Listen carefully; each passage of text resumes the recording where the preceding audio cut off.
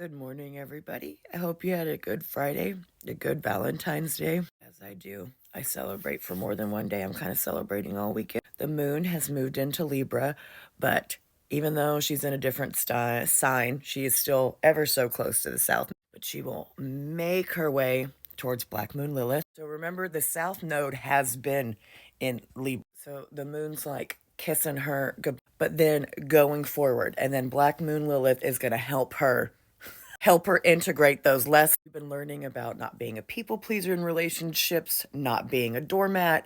If it's not working, to leave. So we very much have a take charge, not only of your lives, but of your partnerships. We need partnerships on our terms, on what we want, on what we desire, even if they're out of the box. Remember, Lilith was never a part of this world. You know how they like to act like it was Adam and Eve and then just us. The church created this family dynamic. Lilith was banished before that happened. She has never been a part of this system. She hasn't lived under these rules. So when we have an aspect that lights her up, that illuminates that shadow, it can kind of scare people because we think differently. We think outside of the box. We think about things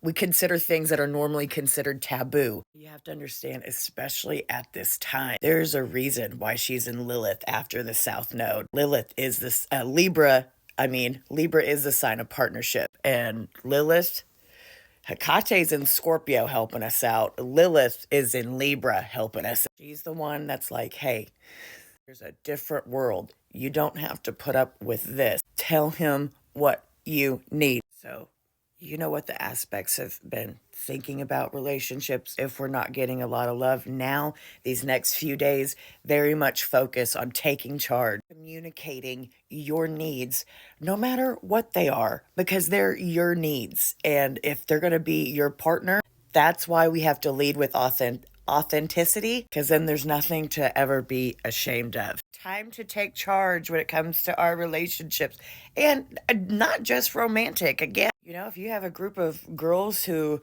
voted differently and they just want to be like, you can't not be our friend because of politics, that's bad. You could also be like, don't vote against me and my friend's rights, and if you do, I can't talk to you. We need to feel free to express ourselves in any way and take charge and be in control of our love life, of our partnerships. Women especially need to be able to feel that way. You need to be able to feel safe. You need to be able to feel like you can confide, that you can talk about the taboo.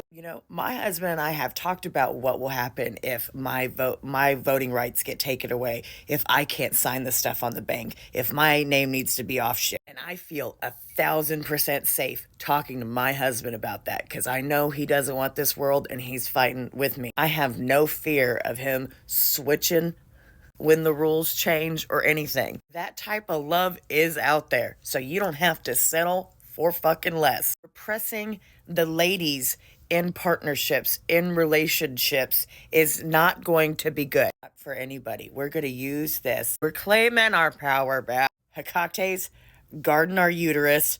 She's that space between in the grand cross of the fascism full moon thing that I wrote about. But Hecate's not the only one. Lilith is also there. The dark goddesses are very much placed in very interesting areas this year. So it is up to us ladies. I know. But we're not alone. We are backed up. Pallas is getting ready to go into Aquarius, and that's going to be a big deal. She is going to be conjunct Pluto. I'm getting ready to post on my Patreon. We're going to start doing classes. We're going to start doing how to find social activism in your chart, how to figure out best way to make money.